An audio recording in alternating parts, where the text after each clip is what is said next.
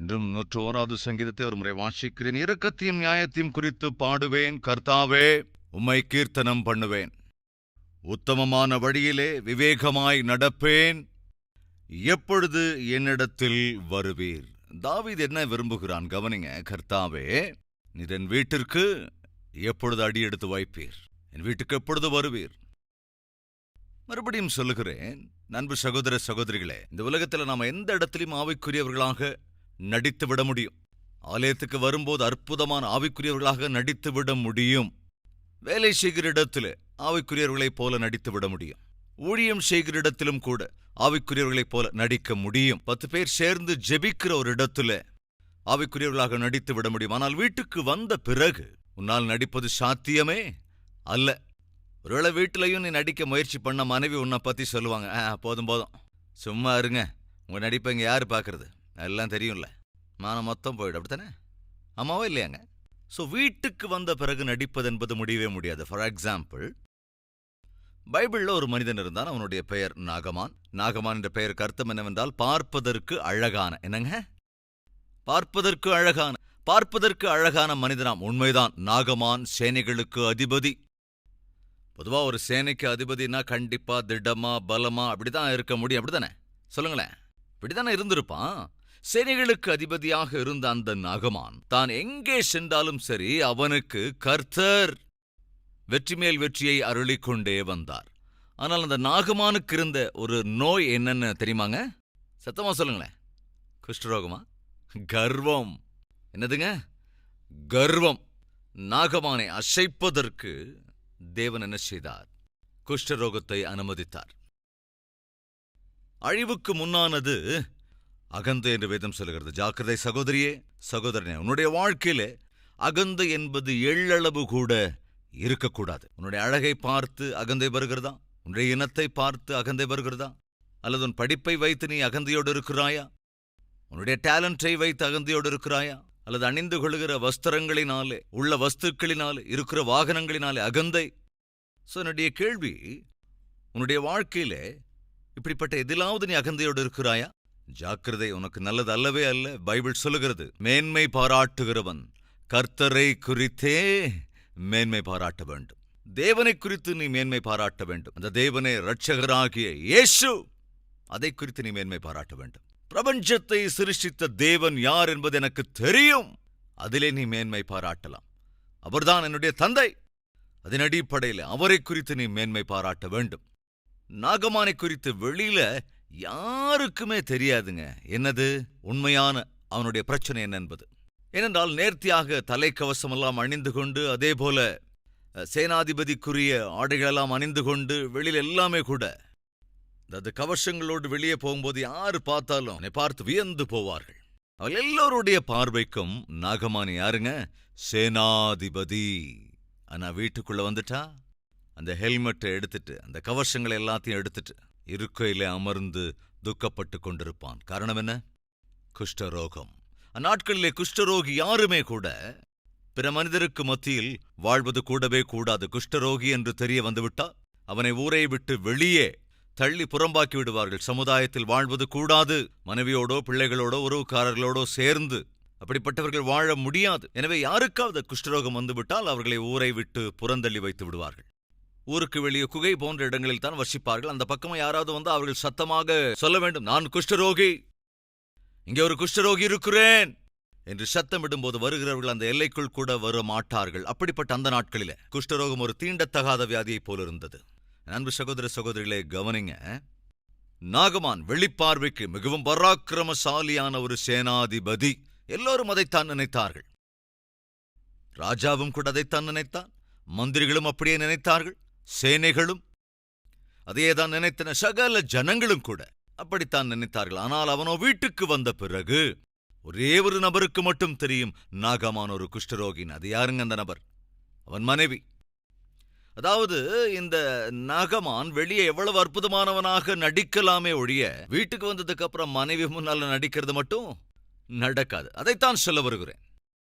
நீ வெளியே ஒரு அற்புதமான மனிதனாக அல்லது ஒரு அற்புதமான ஆவிக்குரியவனாக நடித்து விட முடியும். ஆனால் வீட்டில் மனைவிக்கு முன்னால் உன்னால் நடிப்பது சாத்தியமல்ல. கணவனுக்கு முன்னால் உன்னால் நடிப்பது சாத்தியமல்ல. அதேபோல் உன் பிள்ளைகளுக்கு முன்பு நடிப்பதும் சாத்தியமல்ல. அப்படின்னா உன்னுடைய உண்மையான சுயரூபம் திட்டவட்டமாக வெளிப்படுவது, திட்டவட்டமாக தெரிவது எங்கே என்றால் உன்னுடைய வீட்டில தான். உன்னுடைய வீட்டில் உன்னால் நடிக்கவே முடியாது. எனவே உன்னுடைய ஆவிக்குரிய வாழ்க்கைக்கு சரியான ஒரு சோதனைக்கான இடம் இருக்கிறது என்றால் அது உன்னுடைய வீடுதான். ஏனென்றால் அங்கே உன்னால் நடிப்பது சாத்தியம் அல்லவே அல்ல. அப்படின்னா ஆலயத்துக்குள் ஆவிக்குரியவர்களாக காண முடியும், அநேகருக்கு முன்பு ஆவிக்குரியவர்களாக நடிக்க முடியும். ஆனால் உன்னுடைய உண்மையான ஆவிக்குரிய நடத்தை காணப்பட வேண்டியது உன்னுடைய வீட்டில் தான். உன் மனைவியால் சொல்ல முடிய வேண்டும், என் கணவர் உண்மையாகவே ஒரு நல்ல ஆவிக்குரியவர். உன் கணவனால் சொல்ல முடிய வேண்டும், என் மனைவி ஒரு நல்ல ஆவிக்குரிய ஸ்திரீ என்று. உன் தாய் தகப்பன் சொல்ல வேண்டும், உண்மையாகவே எங்கள் பையன், எங்கள் பெண் அற்புதமான ஒரு ஆவிக்குரியவன், ஆவிக்குரிய மகள். உன் வீட்டில் இருப்போரே உன்னை ஆவிக்குரியவனாக அடையாளம் கண்டு கொள்ளாவிட்டால், கவனி, அவர்களே ஏற்றுக்கொள்ளாவிட்டால் உன்னுடைய பக்தி பூஜ்யம். மறந்துடக்கூடாது. இங்க தாவீது என்ன சொல்றான் கவனிங்க. ஆண்டவரே, கர்த்தாவே, எப்பொழுது நீர் என் வீட்டுக்கு வருவீர்? என் வீட்டுக்கு வாங்கப்பா. மறுபடியும் நினைவுபடுத்த நான் விரும்புகிறேன். இந்த வருடத்தின் ஆரம்பத்திலே நாம் அடியெடுத்து வைத்த போது உபாகமங்களின் புத்தகம் 23ஆம் அதிகாரம் 14வது வசனத்தோடு தொடங்கினோம். உன் தேவனாகிய கர்த்தர் உன்னை ரட்சிக்கவும், உன் சத்துருக்களை உனக்கு ஒப்புக் கொடுக்கவும் உன் பாளையத்திற்குள்ளே உலாவிக் கொண்டிருக்கிறார். ஆகையால் அவர் உன்னிடத்தில் அசுசியான காரியத்தை கண்டு உன்னை விட்டு போகாதபடிக்கு உன் பாளையம் சுத்தமாய் இருக்க கடவது. எவ்வளவு அற்புதம் பாருங்க. உன்னுடைய தேவனாகிய கர்த்தர் உன்னை விடுவிப்பதற்கு, உன் சத்துருக்களை நீ மேற்கொண்டு வெற்றியை சாதிப்பதற்கு அந்தந்த சந்தர்ப்பங்களிலே அவர் உன் முன்னே உலாவிக் கொண்டு வருவார். உன் வீட்டை அவர் பார்வையிடுவார், உன்னை தரிசிப்பார். எதற்காகவா? உன்னை விடுவிப்பதற்கு, கஷ்டங்களிலிருந்து உன்னை விடுவிப்பதற்கு, பஞ்சத்திலிருந்து உன்னை விடுவிப்பதற்கு, கண்ணீரிலிருந்து உன்னை விடுவிப்பதற்கு. அவர் உன்னிடத்திலே வருகிற போது உனக்குள்ளே அசுசியான காரியம் எதையாவது அவர் கண்டு உன்னை விட்டு போகாதபடிக்கு, கவனே, என்ன செய்யணுமா? உன்னுடைய பாளையத்தை, அதாவது உன்னுடைய இல்லத்தை, உன்னுடைய உள்ளத்தை பரிசுத்தமாக காத்துக்கொள். இது நாம் இந்த புதிய வருடத்திற்குள்ளே அடியெடுத்து வைத்தபோது நாம் பெற்றுக்கொண்ட மிகவும் மேன்மையான ஒரு வாக்குத்தத்தம். கர்த்தர் இந்த வருடத்திலே நம்மை தரிசிக்கப் போகிறார். அவர் காண வரும்போது உன்னுடைய இல்லத்திலே நீ என்ன செய்து கொண்டிருக்க வேண்டும் சொல்ல முடியுமா? சீட்டாடிக்கிட்டு இருக்கணுமா? அல்லது சீரியல் பார்த்துக்கிட்டு, சினிமா பார்த்துக்கிட்டு, வெப் சீரிஸ் பார்த்துக்கிட்டு, அருவருப்பான படங்களை பார்த்துட்டு நீ என்ன செய்து கொண்டிருப்பாய்? என்ன செய்து கொண்டு அவர் முன் இருப்பாய்? ஒரு முறை சிந்தித்து பார். எவைகளும் ஆவிக்குரிய வாழ்க்கை கெடுக்கிறது என்பது உனக்கு நன்றாகவே தெரியும். எவைகளும் பரிசுத்தத்தை குலைக்கிறது என்பது உனக்கு நன்றாகவே தெரியும். எவையெல்லாம் உன் ஜெப வாழ்க்கையை தடுக்கிறது என்பது உனக்கு நன்றாகவே தெரியும். அவற்றை விட்டு நீ விலக வேண்டும். இந்த வருடம் உன்னுடைய வீட்டிலே பரிசுத்த குலைச்சலாக்குகிற எதற்கும் இடம் விடாமல் நீ ஜாக்கிரதையா இருக்க வேண்டும். தாவீது சொல்லுகிறான், என் வீட்டுக்கு வாங்க. சரி தாவீது, ஒருவேளை நான் வீட்டுக்கு வந்தால் உன்னை நான் எப்படி பார்க்கப் போகிறேன் என்று ஒருவேளை தேவன் கேட்டிருந்தால் அதற்கு தாவீதின் பதில் என்னவாக இருந்திருக்கும்? தேவனே, கர்த்தாவே, என் வீட்டுக்கு வருகிறீரா? வாருங்கள். அப்படி நீர் என் வீட்டுக்கு வருகிற போது என்னை எப்படி பார்ப்பீர் தெரியுமா? ஒரு உத்தம இருதயம் உள்ளவனாக நீர் என்னை காண்பீர். எவ்வளவு அற்புதமான வார்த்தை பாருங்க. எப்படி இருப்பானா? வாசிக்கலாம் வாங்க. 2வது வசனம். உத்தமமான வழியிலே விவேகமாய் நடப்பேன். எப்பொழுது என்னிடத்தில் வருவீர்? என் வீட்டிலே. எங்கங்க? நான் வேலை செய்கிற இடத்துல அல்லது ஊழியம் செய்கிற இடத்துல அப்படின்னு சொல்லலைங்க. என்ன சொல்றான் பாருங்க. என் வீட்டிலே உத்தம இருதயத்தோடு நடந்து கொள்வேன். வாங்க ஆண்டவரே, வந்து பாருங்க ஆண்டவரே, நான் என் வீட்டிலே எப்படி இருக்கிறேன் என்று. உண்மையாகவே இது அற்புதமான சவால். நம்மள எத்தனை பேரால தைரியமா சொல்ல முடியும்? ஆண்டவரே, நீங்க வந்து பாருங்க ஆண்டவரே, என் வீட்டுக்கு வந்து பாருங்க. உமக்கு தெரியும் நான் எப்பேற்பட்ட ஆவிக்குரியவன் என்று. என் வீட்டில் இருப்போரை கேட்டு பாருங்க ஆண்டவரே, உமக்கு தெரியும் நான் எப்பேற்பட்ட ஆவிக்குரியவன் என்று. பக்கத்து வீட்டுக்காரங்களை, எதிர் வீட்டுக்காரங்களை கேட்டு பாருங்க ஆண்டவரே, நான் எப்படிப்பட்ட ஆவிக்குரியவன் என்பது.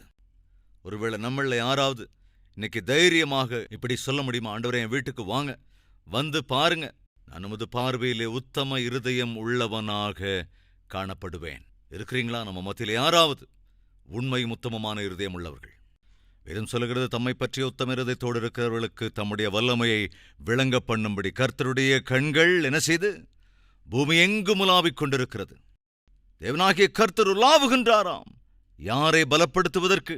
உத்தம இருதயத்தோடு இருக்கிறவர்களை பலப்படுத்துவதற்கு, நீதியாக வாழ்கிறவர்களை பலப்படுத்துவதற்காக, உண்மையாய் இருக்கிறவர்களை பலப்படுத்த வேண்டும் என்று, அவர்களை உயர்த்த வேண்டும் என்று, அவர்களை மேன்மைப்படுத்த வேண்டும் என்று, அவர்களை அநேகருக்கு ஆசீர்வாதம் உள்ள மக்களாய் மாற்ற வேண்டும் என்று தேவன் தேடிக்கொண்டிருக்கிறாராம். உத்தம இருதயத்தோடு இருக்கிறவர்களை தேவனாகிய கர்த்தர் தேடுகிறாராம். தாவீது சொல்லுகிறான், வாங்க ஆண்டவரே, என்னுடைய வீட்டுக்கு வாங்க, நீங்க வந்து என்னை பாருங்க, நான் என்னுடைய வீட்டிலே உத்தம இருதயம் உள்ளவனாக நடந்து கொண்டிருக்கிறேன். இது நம்மத்தில் யாராவது இருக்கீங்களா? நான் என்னுடைய வாழ்க்கையில ஆசீர்வாதங்களை காண வேண்டும் என்று விரும்புகிறேன், அபிவிருத்தியை காண வேண்டும் என்று ஆசைப்படுகிறேன், அநேகருக்கு நான் ஆசீர்வாதகரமாய் இருக்க வேண்டும் என்று ஆசைப்படுகிறேன் என்றால் கவனி, அதற்கான சீக்ரெட் என்ன? நீ தேவனுடைய ஆசீர்வாதத்தை கொண்டோ அபிவிருத்தியை கொண்டோ அநேகருக்கு நீ ஆசீர்வாதகரமாக மாறுவது என்பதோ உன்னுடைய வாழ்க்கையில் நடக்க வேண்டும் என்றால் தேவன் எதிர்பார்க்கிற காரியம் உத்தமமுள்ள இருதயம். ஒரு ராஜா தன்னுடைய ஜனங்களை மிகவும் நேர்த்தியாக ஆட்சி செய்து கொண்டிருந்தான். அவ்வளவு நேர்த்தியாய் ஆளுகை செய்து கொண்டிருந்த ராஜாவுக்கு வயது கூடிய போது தன்னுடைய ஒரே ஒரு மகளை திருமணம் செய்து கொடுத்து இந்த மருமகனிடத்திலே தன்னுடைய ராஜ்யத்தை ஒப்புக் கொடுக்க வேண்டும். ஆனால் எப்படிப்பட்ட மருமகனை விரும்பினான் என்றால், ஒரு உண்மையான மருமகன் வேண்டும், ஒரு உத்தமனைத்தான் நான் தெரிந்தெடுக்க வேண்டும், உத்தம இருதயம் உள்ளவனைத்தான் என் மருமகனாக நான் தேர்ந்தெடுக்க வேண்டும். அப்படிப்பட்ட உத்தமன்தான் பட்டணத்திற்கு எதை கொண்டு வருவான்? உயர்வுகளை கொண்டு வருவான். எனவே ஒரு உத்தமமானவன் தான் எனக்கு வேண்டும், நான் ஒரு பரீட்சை வைக்கிறேன் என்று சொல்லி சில குவாலிட்டிஸ் எல்லாம் குறிப்பிட்டு மந்திரிக்கு அந்த வேலையை ஒப்படைத்தான். இந்த தேசத்திலே இருந்த ஆயிரக்கணக்கானவர்களை, அதாவது டைனமைட்ஸ் மாதிரி இருக்கிற ஒரு யங் டீமை அவன் கொண்டு வந்து விட்டான். அவங்கள ஒரு ஃபில்டர் பண்ணும்போது ஒரு 500 பேர் தேர்னாங்க. அப்புறம் ஃபில்டர் பண்ணா அதுல 100 பேர், அதுக்கப்புறம் ஒரு 50 பேர் தேர்னாங்க. கடைசிக்கு 4 பேரை தேர்ந்தெடுத்தாங்க. அந்த 4 பேரை, அதாவது ஷார்ப்பான கத்தி மாதிரி இருந்த அந்த 4 பேரை ராஜா முன்னால நிறுத்தினப்போ ராஜா ரொம்ப ஆச்சரியப்பட்டார். பார்க்க ரொம்ப ஸ்மார்ட்டா இருக்காங்க, இவங்க நல்லா ஷார்ப்பா இருக்கிறாங்க. இந்த 4 பேருக்கு இப்போ பரீட்சை வைக்கணும். எனவே ராஜா என்ன செய்தார்? ஒவ்வொருவருக்கும் ஒவ்வொரு மூட்டை விதையை கொடுத்தார். மூட்டை விதையை கொடுத்து ராஜா என்ன சொல்கிறார்? நீங்களே சென்று இந்த விதையை விதைக்க வேண்டும், நீங்களே சென்று அந்த பயிரை வளர்க்க வேண்டும், நீங்களே நின்று இந்த கொடுக்கப்பட்ட விதையை கொண்டு பயிரிட்டு யார் அதிகமான மூட்டைகளாக விதைக்கப்பட்ட விதையின் பயிராக திரும்ப கொண்டு வருகிறீர்களோ அவரைத்தான் நான் என் மருமகனாக ஆக்கிக் கொள்வேன் என்று சொன்னபோது அந்த 4 பேருமே கூட மிகவும் சந்தோஷமாக ஒவ்வொருவரும் ஒவ்வொரு மூட்டையை எடுத்துக்கொண்டு சென்று அதற்கான பூமி எல்லாவற்றையும் நிலத்தை எல்லாம் அவர்களே உழுது பண்படுத்தி தண்ணீர் பாய்ச்சி பிறகு நேர்த்தியாக அந்த விதையை விதைக்க ஆரம்பித்தார்கள். ராஜாவை மீண்டும் சந்திக்க வேண்டிய அந்த நேரம் வந்துவிட்டது. ஒருவனோ மிகவும் சந்தோஷமாக தான் விதைத்த விதை எல்லாம் பயிரான பிறகு இந்த பயிரானவைகள் எல்லாவற்றையும் பயிர் எல்லாவற்றையும் ஒன்று சேர்த்து அவைகளை மூட்டை மூட்டையாக வைத்தான். சுமார் 100 மூட்டைகள் தேர்ந்தது. அந்த 100 மூட்டையை வண்டியில் ஏற்றிக்கொண்டு ராஜாவுக்கு முன்னால் வந்து நிற்கிறான். இரண்டாம் அவனும் அதேபோல 120 மூட்டைகளோடு வந்து ராஜாவுக்கு முன்பாக நிற்கிறான். மூன்றாவது வாலிபனும் 150 மூட்டைகளோடு வந்து நிற்கிறான். அவனும் கூட அவனுடைய வண்டியிலே விளைவித்த பயிர்கள் எல்லாவற்றையும் கொண்டு வந்து விட்டான். ஆனால் 4வது நபரோ அவன் மம்மியோடு பேசிக் கொண்டிருக்கிறான். அம்மா, சின்ன வயசுல இருந்த நான் அப்பா இல்லாத பிள்ளையா இருந்தும் கூட நீங்க தான் தாயா தந்தையா இருந்து என்ன பார்த்துக்கிட்டீங்க. நான் முன்னேற வேண்டும் என்று நீங்க ஆசைப்பட்டீங்க. 10 பேருக்கு நன்மையாக இருக்க வேண்டும் என்று ஆசைப்பட்டீங்க. ஆனா அது என்னவோ ராஜா வைத்த அந்த பரீட்சையில முழுமையா நான் தோத்து போயிட்டம்மா. இப்ப என்ன செய்யறதுன்னே எனக்கு ஒன்னும் புரியல. 1000 பேர் செலக்ட் ஆனப்போ அவங்கள நான் ஒருத்தரா இருந்தப்போ நான் ரொம்ப சந்தோஷப்பட்டேன். 500 பேரை தேர்ந்தெடுத்த போது அந்த 500 பேர்லயும் நான் இருந்தேன். அவங்கள வடிகட்டி 100 பேர் ஆனப்போ அந்த 100 பேர்லயும் நான் இருந்தேன். அதுக்கப்புறம் 50 பேர் ஆனப்போ 50 பேர்லயும் நான் இருந்தேன். கடைசியா 4 பேருக்குள் நான் ஒருவனாக இருந்தப்ப நீங்க ரொம்ப சந்தோஷப்பட்டீங்க. இந்த 4 பேரில் என் பிள்ளையும் இருக்கிறான் திட்டவட்டமாக. என் பிள்ளை இந்த தேசத்தின் ராஜாவாவான் என்று மிகவும் சந்தோஷப்பட்டீங்க. உங்களுடைய கண்கள்ல இருந்த அந்த சந்தோஷத்தை பார்த்து நான் கூட ரொம்ப பூரிச்சு போயிட்டானா. அம்மா சாரிம்மா, ராஜா வைத்த அந்த பரீட்சையிலே நான் தோற்றுப்போனேன்.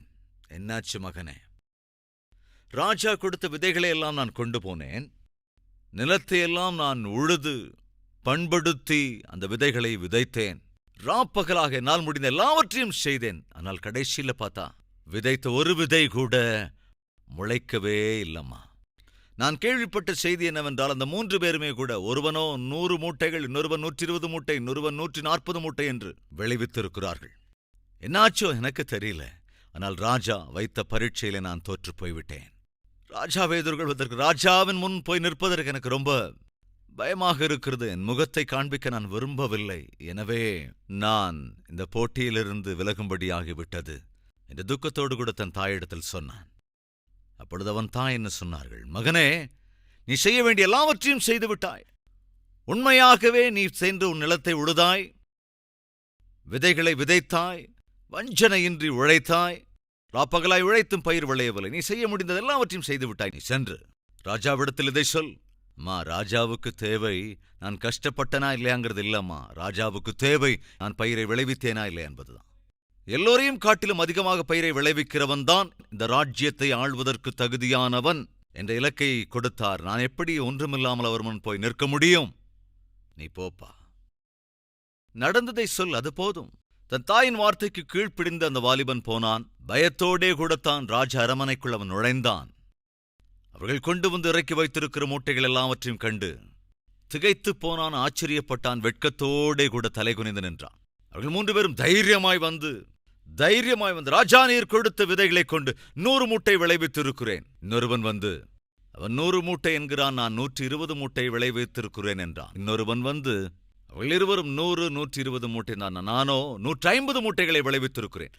4வது இந்த வாலிபன் வெட்கத்தோடு கூட, அவமானத்தோடு கூட, தோல்வியின் வேதனையோடு கூட ராஜாவுக்கு முன்பு தலை குனிந்து நின்று, ராஜா, என்ன மன்னிச்சிருங்க ராஜா, உண்மையிலே உமக்கு முன்பாக வந்து இப்படி நான் நிற்பதற்கு கொஞ்சம் கூட நான் தகுதியற்றவனாகத்தான் இருக்கிறேன். ஆனால் என் தாய் தான் தைரியம் சொல்லி என்னை இங்கே அனுப்பி வைத்திருக்கிறார். நீர் கொடுத்த விதைகளை நான் எடுத்துக்கொண்டு போனேன். நீர் சொன்னபடியே கஷ்டப்பட்டேன், நிலத்தை உழுது பண்படுத்தித்தான் விதைகளை விதைத்தேன். ஆனால் என்ன நடந்ததோ எனக்கு தெரியாது. அவற்றில் ஒரு விதை கூட முளைக்கவே இல்லை ராஜா, ஒரு விதை கூட முளைக்கவே இல்லை. எப்படி உங்களிடத்திலே வந்து நிற்பது என்று தெரியவில்லை. ஆனால் நடந்ததை சொல்ல வேண்டும், உண்மை உங்களுக்கு தெரிய வேண்டும். எனவேதான் நான் வந்து ஒரு விதை கூட விளையவில்லை, முளைக்கவில்லை என்று தெரிவிக்கத்தான் நான் வந்தேன் ராஜா. நான் மன்னிச்சிருங்க தயவு செஞ்சு. இந்த போட்டியிலே நான் தோற்றுவிட்டேன். 100 மூட்டைகள், 120 மூட்டைகள், 150 மூட்டைகள். அவர்கள்தான் உண்மையில் திறமையானவர்கள். அவர்களில்தான் ஒருவரை நீ ராஜாவாக தேர்ந்தெடுக்க வேண்டும். அதுதான் சரியானது. நான் போகிறேன் ராஜா என்று துக்கத்தோடு திரும்பி போனான். அப்படி போக ஆரம்பித்த போது அவன் கண்களிலிருந்து கண்ணீர் சாறை சாறையாய் வடிந்தது. அம்மா கனவு கண்டு கொண்டிருந்தார்கள், இந்த தேசத்துக்கு நான் ராஜாவாகி அநேக ஏழை மக்களுக்கு துணையாக இருக்க வேண்டும் என்று. ஆனால் ராஜா வைத்த போட்டியில் தோற்றுப்போய் துக்கத்தோடு போகிறேன் என்று போகிற வேளையில பின்னாலிருந்து ராஜாவுடைய சத்தம், நில்லு, தோற்று போனது நீ அல்ல, உண்மையில் தோற்று போயிருப்பது இந்த மூவர்தான் என்று சொன்னார். பின்னால் உடனே திரும்பி அந்த வாலிபன், என்ன ராஜா சொல்றீங்க? 150 மூட்டைகளை விளைவித்தவன், 120 மூட்டைகளை விளைவித்தவன், 100 மூட்டைகளை விளைவித்த இவர்கள் எப்படி தோற்று போனார்கள்? குறைந்தபட்சம் ஒரு விதையை கூட விளைவிக்காத நான் எப்படி ஜெயித்தவனாவேன்? அப்பொழுது அந்த ராஜா சொன்னார், ஐயா, நீதான் வெற்றி பெற்றாய். எப்படி ராஜா? நான் உங்க எல்லாருக்குமே, அதாவது உனக்கும் இந்த 3 பேருக்கும் மூட்டை விதையை கொடுத்தேன் அல்லவா? ஆமா ராஜா, ஒரு மூட்டை விதையை கொடுத்தீர்கள், எல்லாருக்கும் கொடுத்தீர்கள் என்றால் கவனி, நான் கொடுத்த அந்த விதைகள் எல்லாம் செத்துப்போன விதைகள். அவைகள் விளைவதற்கான சான்ஸ் இல்லவே இல்லை.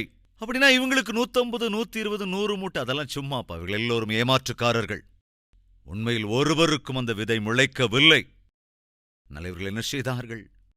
பயிர் விளைந்ததைப் போல இவர்கள் மார்க்கெட்டுக்கு சென்று, இந்த கழுதை எங்க வாங்கினாங்கிறது எனக்கு தெரியும், இந்த கழுதை அதை எங்க வாங்கினான்னு எனக்கு தெரியும், இந்த கழுதை அதை எங்க வாங்கினானோ எனக்கு தெரியும். இந்த 3 பேருமே மாயக்காரர்கள், ஏமாற்றுக்காரர்கள்.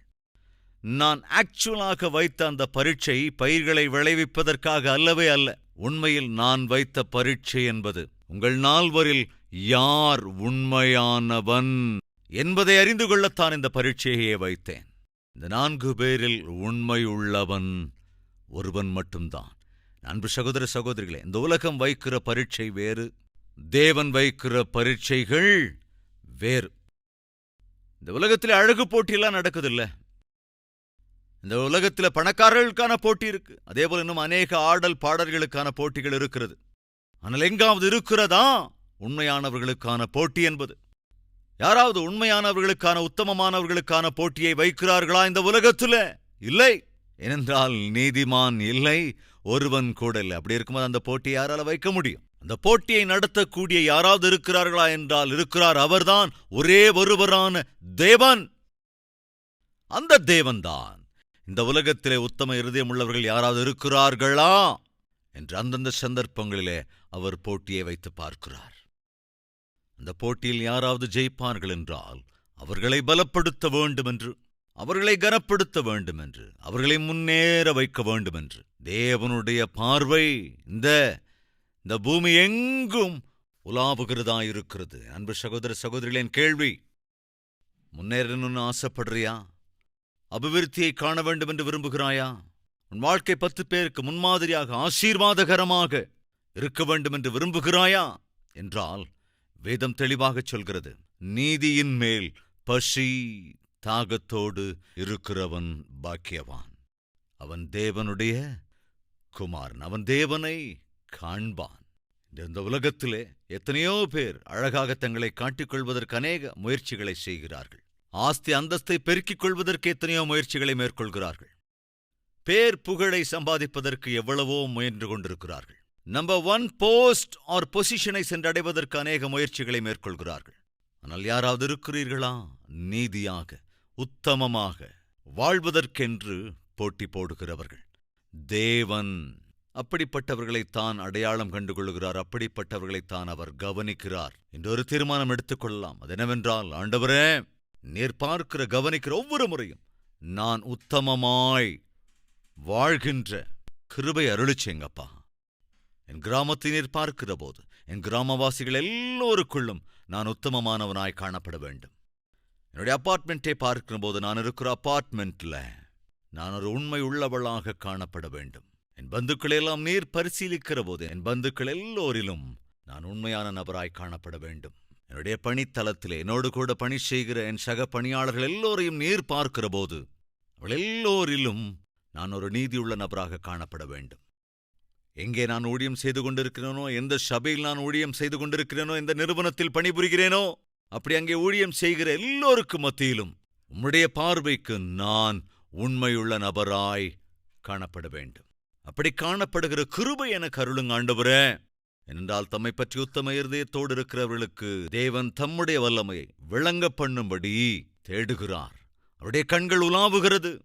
யாராவது தென்படுவார்களா எனக்கு உத்தமமாக வாழ வேண்டும் என்று முயற்சியை மேற்கொள்ளுகிற யாராவது? பரிசுத்தமான வாழ்க்கை வாழ்வதற்கு முயற்சி செய்கிற யாராவது?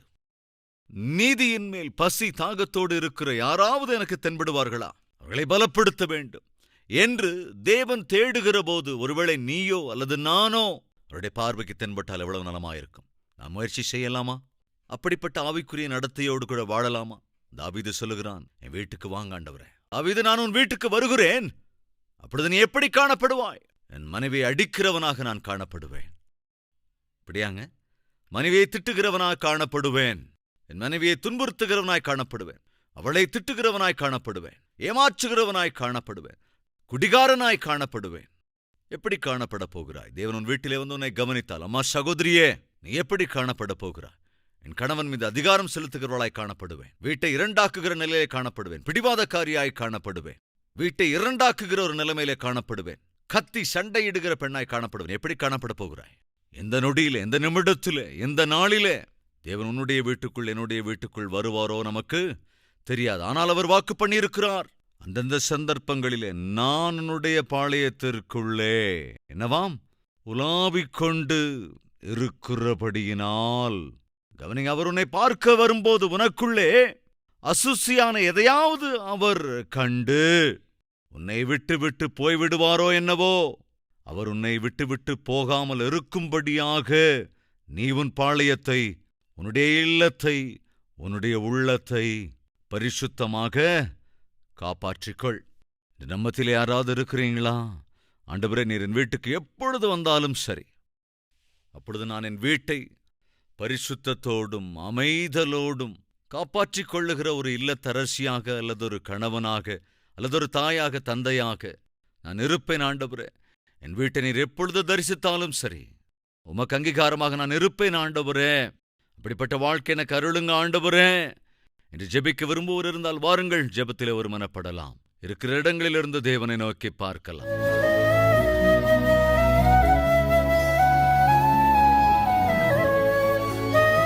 அன்பும் பரிசுத்தமும் நிறைந்த பிதாவே, உத்தமமான இடத்திலே நான் நிற்கும்படியாக இறங்குங்க ராஜா.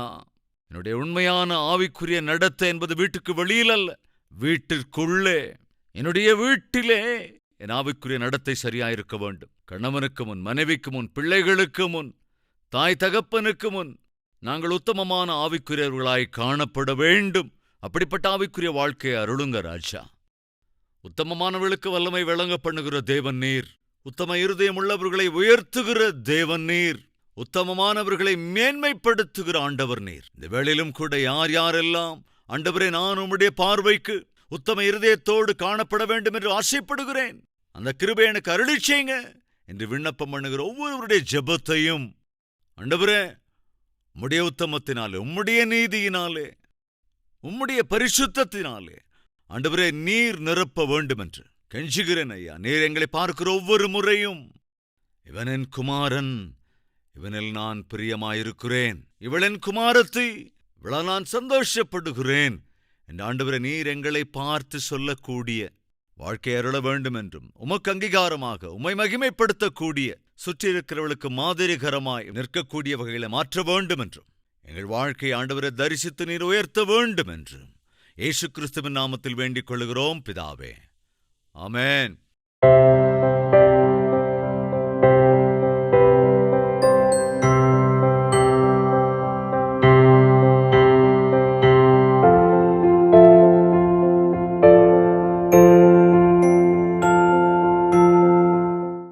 எங்கள் முகவரி கல்வரி, தபால் பெட்டி எண் 30, குக்கட்பள்ளி, ஹைதராபாத் 72.